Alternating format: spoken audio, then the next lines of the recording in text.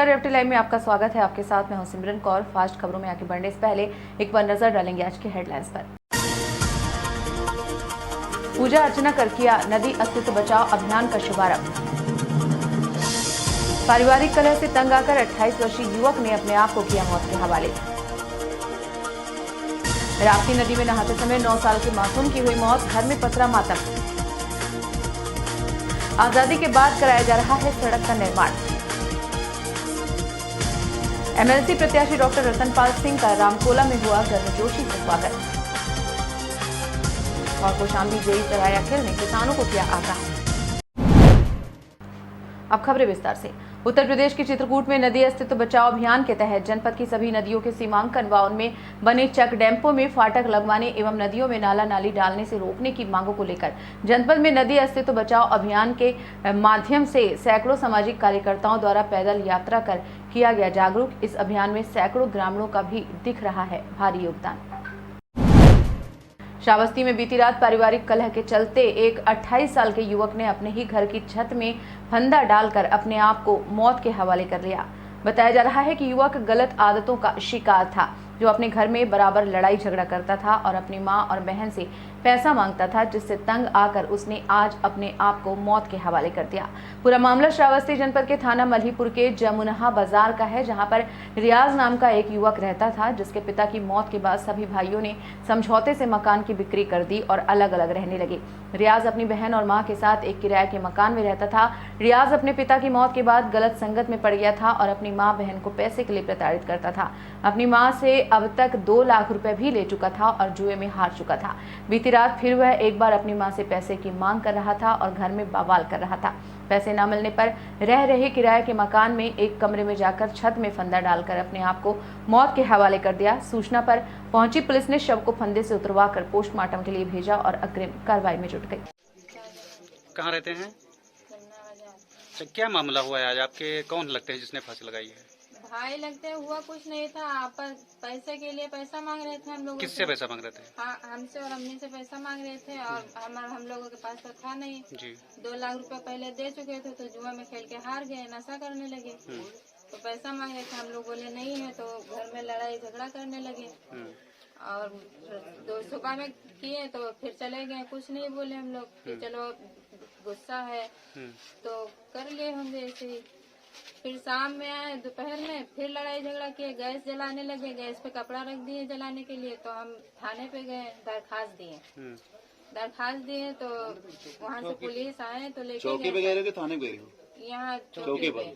किस मामले को लेकर गए थे चौकी पर? यही कि वो जला रहा है, फांसी बार बार बोल रहा है लगाने के लिए कि वो फांसी लगा लेगा और सिलेंडर जला के उस पर कपड़ा रख रहा है, तो कहीं दग जाएगा तो हम ही लोग को थोड़ी नुकसान होगा, अड़ोस पड़ोस को भी होगा। जी। तो इसके लिए हम दरखास्त दिए। वहाँ से आए पुलिस और साथ में लेके गए तो समझाए भी।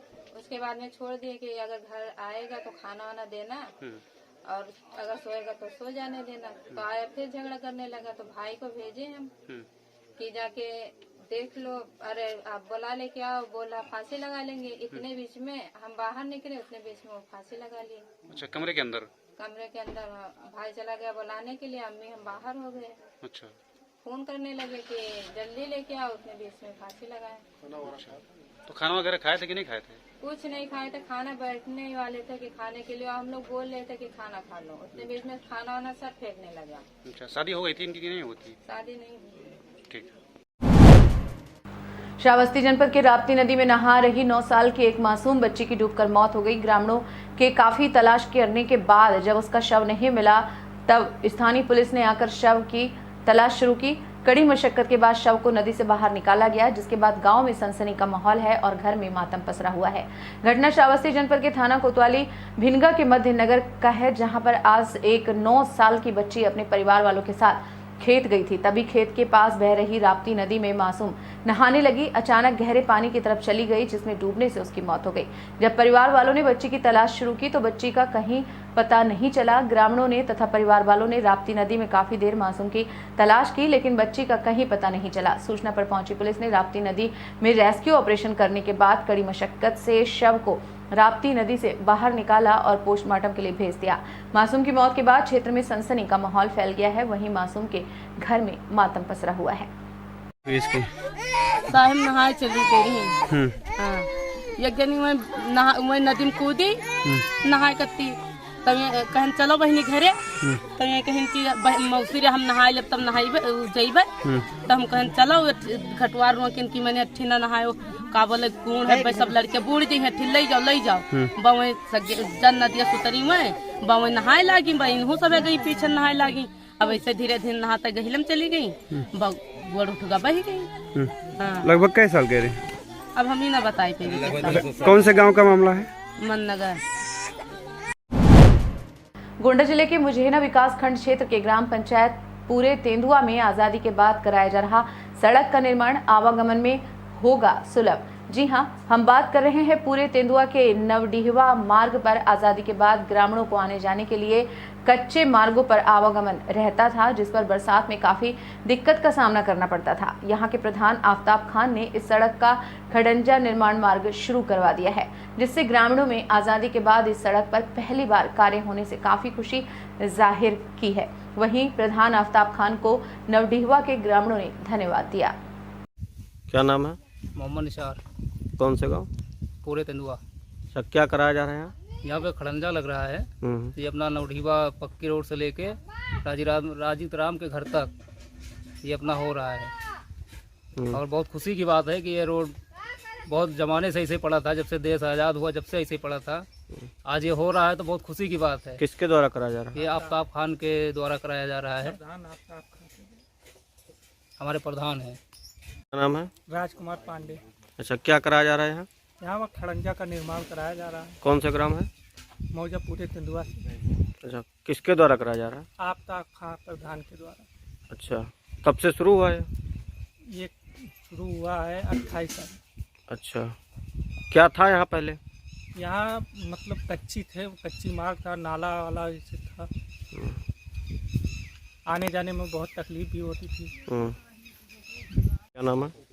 आफ्ताब खान प्रधान पूरे तेंदुआ, ग्राम सभा पूरे तेंदुआ। ये क्या कराया जा रहा है आपके द्वारा? ये हमारे यहाँ बहुत वर्षों से पड़ा हुआ था। संपर्क मार्ग से हमारा ग्राम सभा बहुत पिछड़ा था और ये ऐतिहासिक कार्य है। यहाँ की जनता में भी बहुत खुशी है इस कार्य को कराने से। और ढोलना तेंदुआ संपर्क मार्ग को डामर रोड में जोड़ने का कार्य हुआ, जो एक बहुत ही अच्छा कार्य हुआ है, जो बहुत खुशी है हमारे यहाँ जनता में भी, हम लोग के यहाँ भी। कितने मीटर का है? ये लगभग 450-500 मीटर के लगभग का। क्या है ये है खड़ंजा खड़ंजा लग रहा है। अच्छा, कितने वर्ष पुराना ये है? जब से देश आज़ाद हुआ यहाँ इस रोड पे कोई पक्का कार नहीं हुआ। खबर कुशीनगर जिले के रामकोला से है, जहां देवरिया कुशीनगर के स्थानीय निकाय चुनाव में भाजपा से एमएलसी पद के प्रत्याशी गोरखपुर विश्वविद्यालय के पूर्व छात्र संघ अध्यक्ष रहे डॉक्टर रतनपाल सिंह का भव्य स्वागत गोविंद मैरिज हॉल में किया गया। आपको बताते चले कि स्वागत के दौरान ब्लॉक क्षेत्र के जनप्रतिनिधियों को संबोधित करते हुए एमएलसी प्रत्याशी डॉक्टर रतनपाल सिंह ने कहा कि लोकप्रिय प्रधानमंत्री नरेंद्र मोदी व परम श्रद्धेय मुख्यमंत्री योगी आदित्यनाथ के नेतृत्व में देश व प्रदेश का तेजी से विकास हो रहा है। मैं विद्यार्थी जीवन से संघर्ष की लड़ाई लड़ता आ रहा हूं। पार्टी ने मेरे ऊपर विश्वास कर अपना उम्मीदवार बनाया है।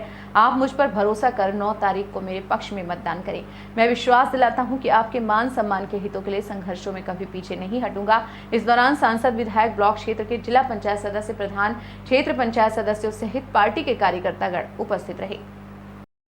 विश्वास जताते हुए विधान परिषद सदस्य का प्रत्याशी घोषित किया। आप इस क्षेत्र की जनता से क्या कहना चाहेंगे? देखिए, मैं मोदी जी और योगी जी का सिपाही हूँ। उनके आशीर्वाद से चुनाव मैदान में आया हूँ। छात्र राजनीति से जुड़ा हुआ हूँ। लड़ने में विश्वास करता हूँ। भारतीय जनता पार्टी की सरकार केंद्र की हो, प्रदेश की हो, आज तक जितना काम जनहित का हमारी सरकार ने किया है उतना पिछला किसी सरकार ने नहीं किया। गरीब की बात हो, मध्यम वर्ग की बात हो, हमारी सरकार बिना भेदभाव के सबका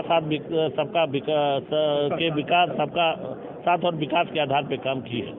इसलिए मैं इतना जरूर करूंगा कि अगर कोई काम छूट रहा होगा पंचायत प्रतिनिधियों का, जनता का, उसको अपने संज्ञान में लेकर के और सरकार से अवगत करा के उसको भी कराने का प्रयास करूंगा। दोनों जनपदों में विकास के कुछ मुद्दाएं आपके जहन में होंगे? जो भी जनता से जुड़ा हुआ मामला है विकास से संबंधित, स्वास्थ्य से संबंधित किसी भी तरह की कोई भी समस्या रहेगी उसको सबसे मिल बांट करके, सबसे अवगत होकर के और समस्याओं के समाधान का प्रयास हम लोग करेंगे।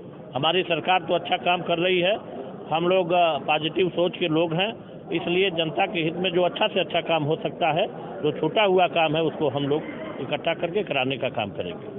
हमारे इन चैनलों के माध्यम से यहाँ के सम्मानित जनप्रतिनिधियों को क्या संदेश देना चाहिए? हमारे सारे लोग जो है यहाँ अभी जनता ने आशीर्वाद दे करके जो विधानसभा का चुनाव हुआ है 100% रिजल्ट हमारे पक्ष में आया है।